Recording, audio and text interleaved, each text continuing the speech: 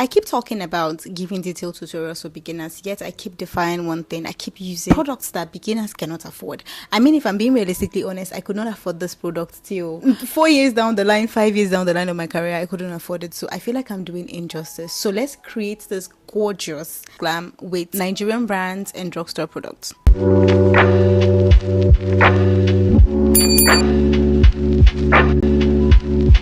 In as much as I want to go into as much details as possible in this glam, this video was not filmed for YouTube. It was filmed just as me working for my clients. So disclaimer, there are some certain things that I might miss because the details were not filmed, but I will go into as much as possible. And I'm pretty sure that with Dobra's video, you're always going to learn something very valuable. Because this glam has been done for a long time, I cannot recall some of the products I used of this voiceover, but I know that when I go back into it, I'll recall it. So I'll just put all the product or pictures, or the way I normally do it, above the screen. So I went in with my micellar water to clean up the face properly, because I don't know where this face has been. I don't know what she has used on her face before. So as a beginner makeup artist, you need to put those into consideration. That's why you need to clean the face. And of course, micellar water always dries out the skin, and to be honest, it is not the most healthy thing for a skin barrier. So because to restore the skin, I always go back in with my toner to restore the face. I have talked about this in previous videos, but due to the fact that this is basically from drugstore brands and I wanted to go into another detailed video, let's just do this again. For the video down below, I think I explained more into skin prep and why every step is important. So if you want to watch that video, you can check the third video after this one. Yes, I'm going to Nigerian brands, but some things are very non-negotiable, like using an hydrating mist. I honestly do not know a Nigerian-based hydrating mist. For a more affordable version of hydrating mist, you can use the Russian skincare instead of the Omaricode. That's more expensive. The Russian skincare is way cheaper, and it also gives a very good hydrating result. I don't particularly know the difference, to be honest. And I went in with my Dr.rashel vitamin C serum for another hydration. Like I said, I don't think I want to go into skin prep detail explanation on why we go to bases. So if you want to know why every layer of the skin prep is important before the makeup, you can check the video, the third video or the second video after this one. And another important information is make sure that every skin prep layer is dry. Do not put skin prep on top of skin prep if it's not dry. Make sure that massage, you layer, you use fan, you make sure this thing is completely into the skin, because if it's not, it's just going to be a bunch of skin preps floating on top of your skin. So when the next one meets the next one, imagine your skin prep isn't dry and your primer meets it. I'm pretty sure that that disaster is something that nobody wants to see. Yes, before you do your makeup as a beginner, let this be focusing my attention on beginner makeup artists and their whys and why not. Make absolutely sure that your hands are properly washed, because you're touching a face. Are you seeing how smooth my client's face is? Do you know how much her skincare is? Imagine using dirty hands on her face. So you can actually confidently place your hand on somebody's skin and massage the product into the skin properly.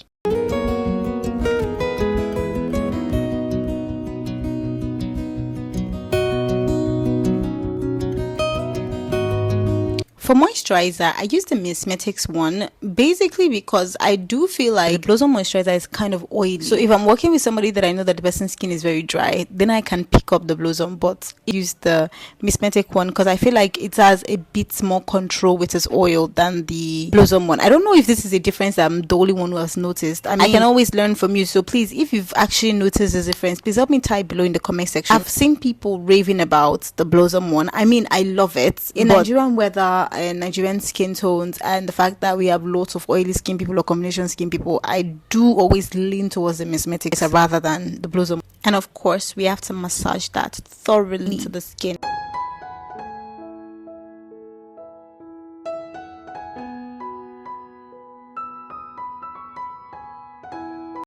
I have a bunch of tricks that I use for my primer, because one thing that I cannot get over or I cannot live with is knowing that my makeup is breaking when my client leaves my seat. Like, that's one thing that I've never been known for from my beginning of being a makeup artist till today. So it's one thing I don't plan on being known for. So because of that, my primer technique is a lot. And to be fair, I think I shared my bridal primer technique where I literally used like 3 different primers to try and hold the face, and it worked magic for me. It's a technique I hold dear to my heart. But for this look, I went in with the Omaricode mattifying mattifying primer. I love the way that primer blurs the skin. I love the finish. I've tried it multiple times and it gives me this lovely smooth layer. So I don't play with the Omaricode mattifying primer. Now for my other primer technique that I said, I am going to be gatekeeping it for a minute.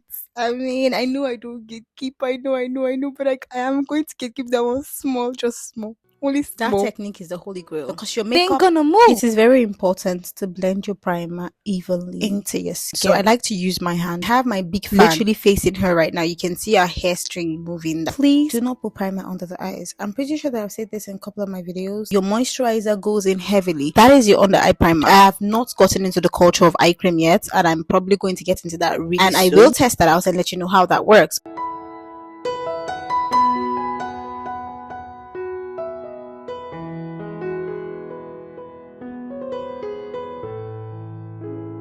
And if there's one thing that I'm sorry, but like that culture of, oh, if the concealer is full coverage, we don't need to color correct. I'm sorry, okay? I'm pretty sure that I use the same concealer as everybody else out there, but I'm always going to color correct. Dobra never forgets to do his color correct. You know what? I will do the eye without color corrector and under eye with color corrector video very soon. You can see how the under eye is now looking like the rest of her face. You see, did you see that blend? It's basically carrying the same form as her face. Also went in to cover her brows as well with the color corrector. Now that's something that I do recently, especially when somebody has starts on the brows. I just go in with color corrector because I've noticed that all foundation sometimes physically it might not show in the videos, but it tends to peek out a little bit because I mean I'm not planning to use like 70 layers of foundation on the face anyway. Color corrector helps me save going in with a thicker layer of foundation around the mouth area. Sometimes the color correctors as well, when somebody has hair around the face, I color correct the hair down too, because that way I am able to control how the hair shows after the makeup more than when I do not color correct the hair. Correcting because she had like little hair there that I didn't want to pick out of the makeup. And you can see how that is blending evenly into the other part of her face, making her face one blur canvas.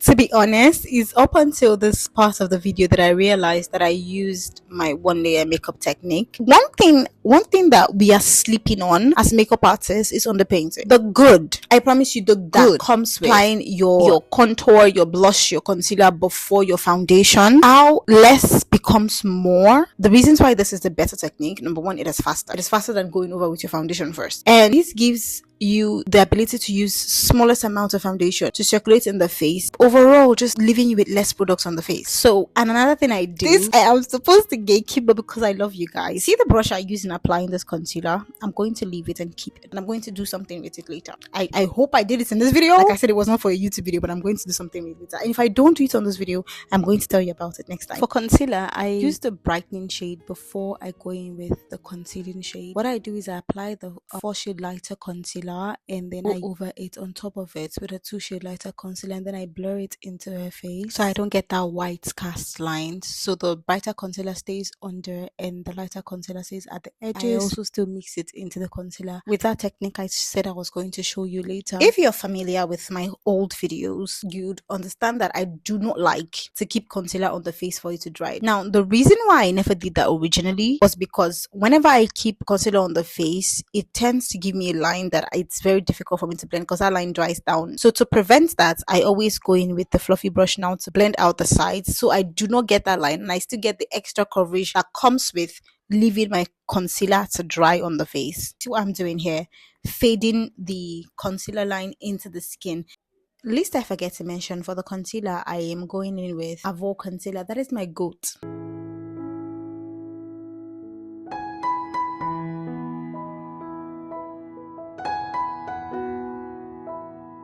Our next step is to go in with the contour the nose and the rest of the face. Basically, for contour, we are just working with the shadows of the face. Everywhere there is shadow on the face. For my dark skin girlies, I have this beautiful shade of V dark skin contour. It's not a contour, actually. It's a foundation, the tube one. I just use that for contour. So basically, I call it a contour because that's the only thing I use it for at the studio. For nose contouring, there's a trick I often use. I don't like to apply so much foundation on the nose. Like, one thing I'd like is apply foundation on any area of the face that tends to easily generate oil, I apply less foundation, and that includes the nose. So what I do is I just go in with a contour. Now when you're contouring, you know that stuff where they talk about rubbing a product, like swiping instead of tapping a product, it literally creates friction on the face. Now because the face there is kind of like still bare with just the primer base in it, when you swipe around there, but very light-handed, like fluffy swipe, doesn't really come off as breakage. But if you use a very dense brush to create the same swipe, you're going to literally visibly see lines. So you want to tap a dense brush when you're using it for liquid product, or you want to swipe fluffy brush when you're using it for liquid product. Like I can use a fluffy brush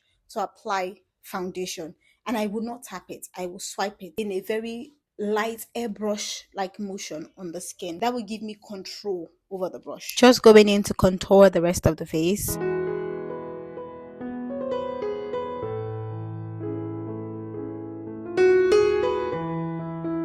As a makeup artist, I'm of the culture and the opinion that once you see a makeup artist that their signature aligns with what you want your makeup to look like, never skip their videos. Sometimes, even if the signature does not align to what you want your makeup to look like, baby, watch that video. Here is why. When you watch videos like that, there are some certain things that I do that a lot. I live in. People learn a lot from my day-to-day videos because I tend to make more process videos, and those process videos are going to teach you, because as a makeup artist, when you see something, you just clock it. Now, see this. What I'm doing right now is I used an orange color corrector. Now I could use an orange blush, but I didn't have that shade of orange blush anyways. So I used the color corrector first, and then I put the blush on top of it. Guess where I learned that from? I learned that from the queen of makeup, Beyonce. Like I'm sorry, but like that is my queen of makeup. Y'all could pick your queens, but see that lady there? Everybody that knows me knows that I'm crazy about her. Like I'm crazy about that lady. Like I'm sorry. She's one person that I will literally just go to her page and sit down and be scrolling through her process videos to learn something. Thank you, baby. I learned this on one of her videos and I applied it in the magic he gave me. So for blush, I mixed the orange color corrector and a pink blush together to create a rosy light pink on a cheek. But obviously that was not the shade I was going for, because one thing I will do is mix shades of blush to give me the most unexpected shades. So when you ask me what's the shade of blush you use, I don't know. They're like 10,000 shades in one. As a beginner makeup artist, never ever forget to put your blush on your foreheads. That balances out the color. Like it just balances out the color. Of having blush just on the cheeks doesn't give it, doesn't give it a balance on your face. But when you have blush on your forehead area and your cheeks, sometimes you can't even see the blush, but the blush has done so much work for you.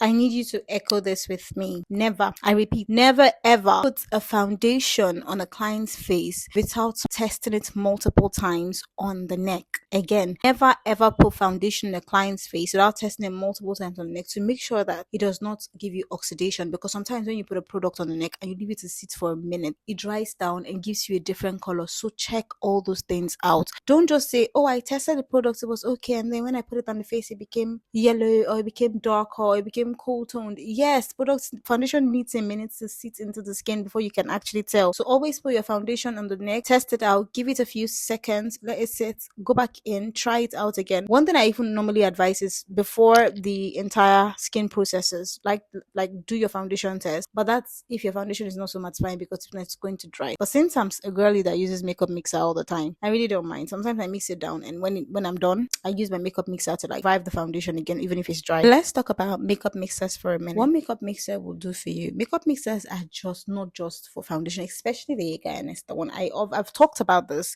I even talked about it once, and they got like a whole video out of it.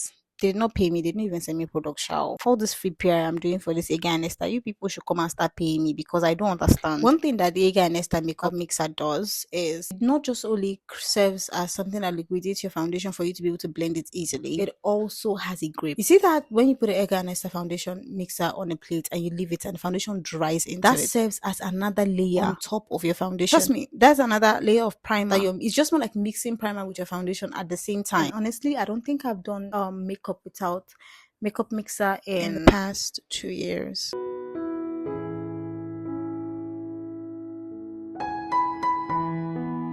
Do you guys notice how long that concealer has been sitting on the face for? guess what? It is dry, but it's still blendable. That's why I love the Avour concealer. It does not just completely dry. Even the Hegi and Esther concealer also, at this process, it actually stays very well. It doesn't really dry. It dries faster. It's more dry than the other one, but it doesn't dry so much. And I also got into blending my concealer with a brush, guys. It's amazing. But guess what is more amazing? An ankle puff. Don't tell anybody Dobra told you. I mean, you can tell those who you trust. I just keep the secret among each other. Ankle puff, the real OG. But I do love a good brush. But using a brush, the reason why using a brush and angle puff are good and you can mesh them together is when you use a brush for your concealer, it tends to give you a sheerer finish, less products. It takes away a little bit of the products, but a angle puff doesn't take away anything. It just keeps everything there and it helps you bake properly. It helps you give you that full coverage that Nigerians we love. For me, a makeup artist that loves a satin finish, not that cake finish. So yeah, I work with both though. Sometimes I work with both like simultaneously. Now, because the concealer is dry, it gives me control. I can blend with absolute control, and it is not too dry that it's not blending. That's why the Avour concealer is still the goat. Remember I told you guys I was going to tell you the trick. See that stuff I'm doing over there? I'm going to try to make sure that this voiceover is directly what I'm working with. See that stuff I'm doing over there where I come back with the brush that I applied the concealer with originally? Yes, that's what I do. That's the trick I'm talking about. Now, one thing with makeup is a process. Sometimes you go back in with products. So when you watch a process video online and you're like, oh, she didn't really go back, that is why yours isn't looking as covered. I take that brush with the leftover concealer that also dried down while the face was drying down. So it's also tacky and also blendable and also transfers into the skin dried down. Like not dry mattify, but like enough to cover. I take that brush and I put it anywhere that I feel like blending took away from concealer. It just sits right into it. That's a trick that I promise you. It's so much of a game changer. It is such a goat. Trust me, you want to try that trick. I'm pretty sure that this is a technique that so many makeup artists have talked Always about. Make sure that your client is looking blend the concealer immediately. You go back in with your setting powder. I use a brush, and trust me, every time I use a brush, I get this flawless finish in the settings powder. I use a brush first. The reason I rather set with a brush is because it carries less products, in turn not making the under eye cakey. So it helps me set the products in place, but at the same time not leaving it a lot of products to make it cakey. Now here is how I do it. I put the setting powder on the brush, and then I twirl it in my hand to reduce a little of the products before I take it under the eyes. Passing it properly. Now sometimes I go with more than one layers because one layer can be very, very sheer. I go with 2 layers sometimes to set, but in a very light note. Just as I'm doing for the second eye, I'm going in with the brush I used in blending the concealer before I'm setting. The same technique. Always make sure you clean the fine lines before you set, so you do not set the fine lines in place. Oh, and just in case I forgot to mention, before I started blending the concealer, I sprayed the foundation on the face to be dewy, smooth for me. That is not why the concealer was blendable. I promise you, the concealer is really good. It's still blendable even after leaving it that long, which is actually good. But I sprayed to melt down the base and to create a hold barrier between the powder and the foundation. So when the powder comes in, it comes in not so much of a dry foundation surface.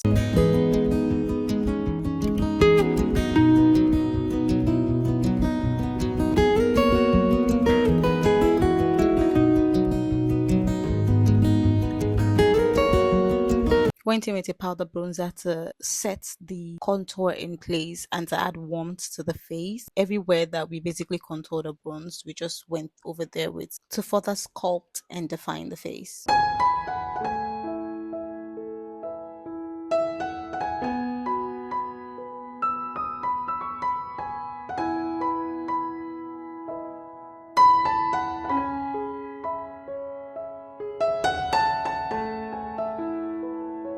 Contrary to popular belief, I believe that powder has a very strong hold on controlling oil. Now, you do not want to pack a lot of powder in the face that's going to look very powdery. That's for a fact.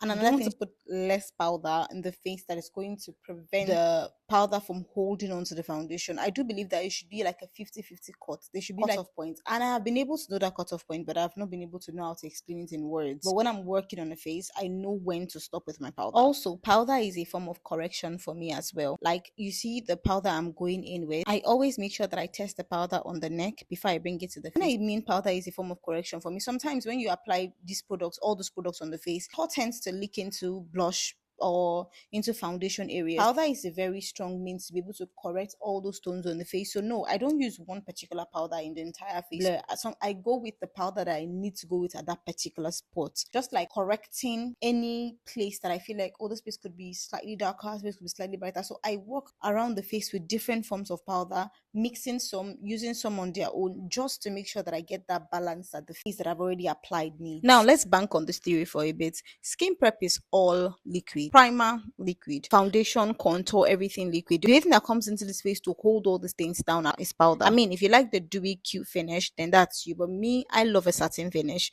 So I am definitely going to use my powder, and it's definitely not going to be powdery. What makes a face cakey, it is not the amount of powder you put. It's rather the amount of foundation you put and the amount of powder you want to layer it with. Now, if I go ahead and pack a lot of foundation and try to layer it with a lot of powder to be directly proportional, that I'm going to be jacking the face off, because the face is going to be packed and caked.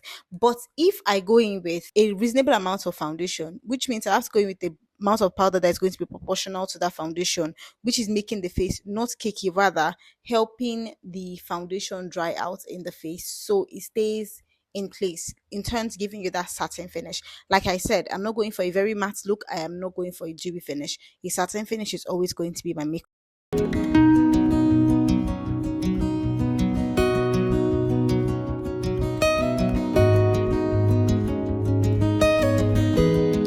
Of course, let's talk about blush. Okay, so I am blush blind. I just realized I am blush blind, because why is it that every time I look at you look at my makeup, you're gonna see the blush from like 2 miles away? Like, put the fake phone at the other end, you're going to see the blush. So I just realized I'm blush blind. But yes, I love being blush blind. So one thing a client should never tell me in this life is, please add blush. I am going to destroy that face. The moment you tell me to please add enough of blush, oh my god, I would add enough blush whether you tell me to or not. So you telling me to is like telling me to add more blush than I will add, and more blush than I will add, it's abnormal. So nobody should tell me that.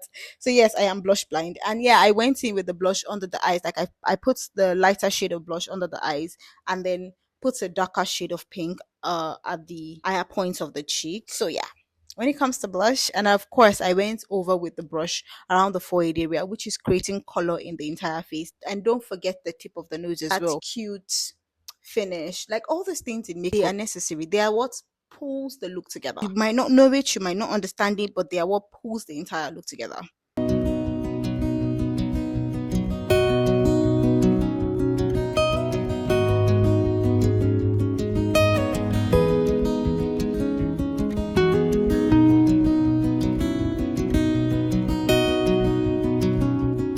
You lock that entire face in with a setting spray. Now, this is what I said before. We are going back in with liquid, which is setting spray again, on top of the powder. So it is like the powder will now melt into the other liquids that are in the face. So when you don't put enough powder, when you go back with a setting spray, you're going to have a greasy finish. So that's why I do not play with my powder. Like I said, this is not a general opinion. This is my opinion, and this is what I have learned so far in the industry as a makeup artist. And then we go into baking. We bake the nose. We bake everywhere that has concealer. What I do with my nose baking is I bake the nose first, and then because if you notice, when I was adding depth to the face, I never contoured the nose. I never touched the nose with powder. So what I do is I bake the nose first. When I'm done baking the nose, that's when I go over with my contour to define. Because if I bake the excess that falls into the different parts of the face, that's where I take a brush and then I contour those places back in place. So this is the first time I'm basically contouring the nose after the liquid contour. The other was just the powder that I went over with it, just to make sure that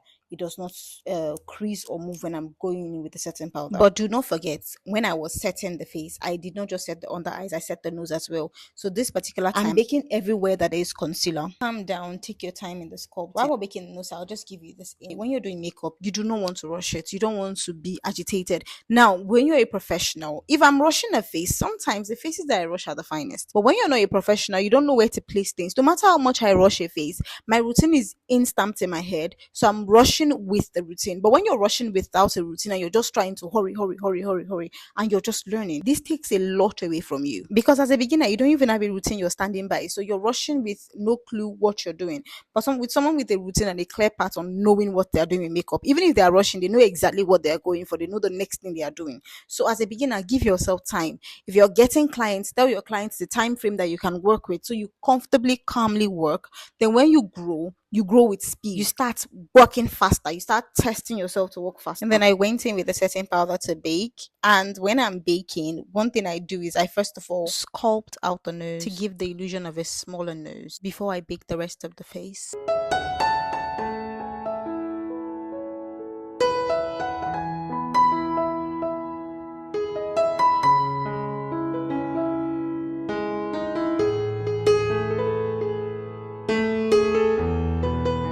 Remember that stuff I told you about? I just set, let it be. And then when I want to bake, I go back in with the brush, not the brush that had the heavy layer of concealer. No, not that one. That one is literally still there if I need it. But I go back in with the brush that I blended the concealer with that has a sheer layer of concealer. Like what I'm doing right now. I tap in just to, I'm trying to clean out the fine lines. I can either use the back of the brush to clean that out first before I tap it just to balance it before I go in to bake. That way, I'm also still preventing any form of fine lines, because one thing that setting does is it's a very little amount of product to hold onto the eyes. One thing you want to do when you're using setting powder for anything is you don't want to leave reserved lines. Let's talk about this. When I put the setting powder, if you notice, the moment I put the setting powder, the end of the setting powder that it wasn't supposed to have lines. It was supposed to blur into the blush.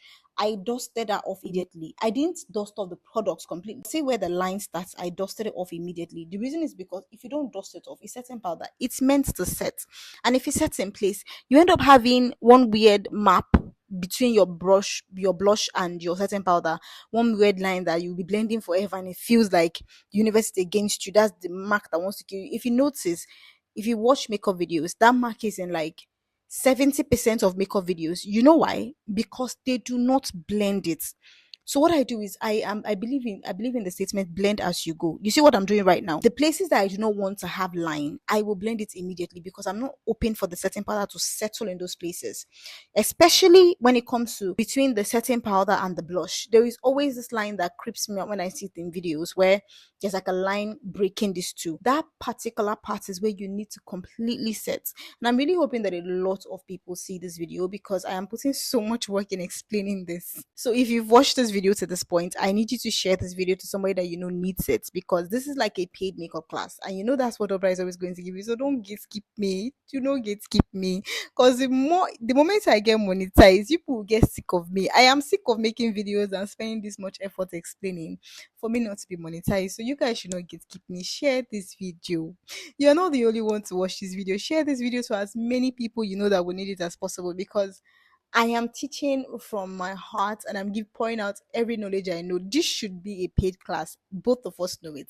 You and I that is watching this video, we know that this should be a paid class. So share the video so that at least let me get monetized. This class is basically focused on skin work and this thing. So for the eyeshadow and the brows, I would basically just rush through that in the video with music and all.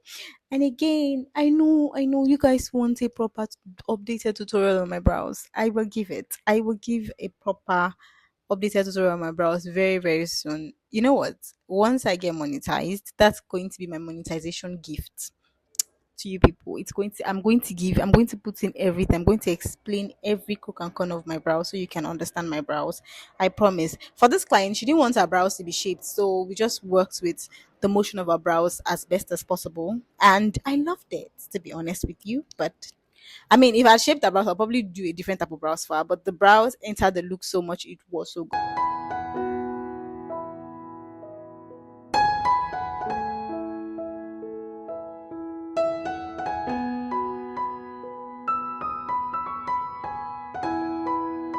While I let my setting powder settle in the face and do my brows and my eyeshadow and all that, after I come back, I do not dust off the setting powder on the face.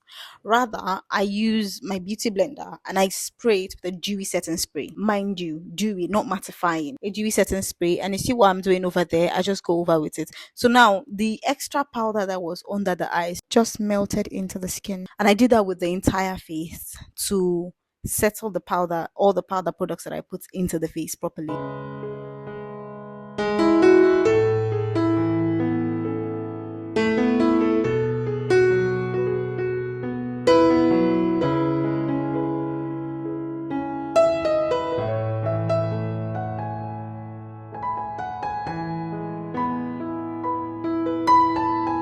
When the face is 70% dry from patting a dewy setting spray on the entire face, then is when I go in with my pressed powder under the eyes. I call it finishing powder. I don't use the same powder I use for the face. I use a different formula powder. That's what I call a finishing powder. I use the finishing powder for under the eyes to further hold the concealer down. And if you notice this under the eyes, I have not gone in with an actual powder. This is like the first time I'm going in with an actual powder for every place that I concealed.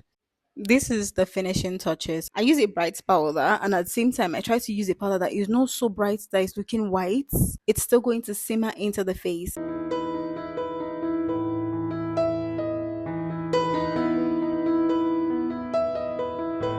Another thing that most makeup artists lack is finishing. Now, as a beginner makeup artist, you have done all those things, so in your mind you are done with the makeup. No, you're not. After you're finished the final finishing of the under eyes and everything, you're going back with every single brush you've used on this face. You're going back intensely. You're putting those things back in place. You're contouring, you're reblushing, you're repowdering. I'm not saying you're doing a lot of heavy layers, but you're doing everything over again.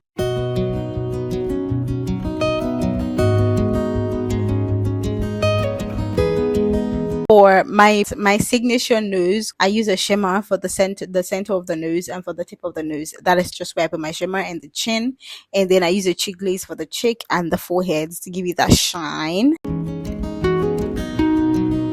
I know I promised every week a new video from the last video I posted till now, and I have not done that. I am sorry. Okay, I'm sorry. I will try. And somebody did ask me to create a particular eyeshadow. I will do that. I will do that pretty soon. Hopefully by next week I'm posting again. Let's keep fingers crossed. I'm about to be a bad YouTuber right now. I'm so hopeful. Don't worry, I'm not going to say I'm hopeful. I'm going to believe in myself. So this is how we achieve this beautiful glam. And if you watched until this point, drop a comment, drop a thank you, because I deserve one. Okay.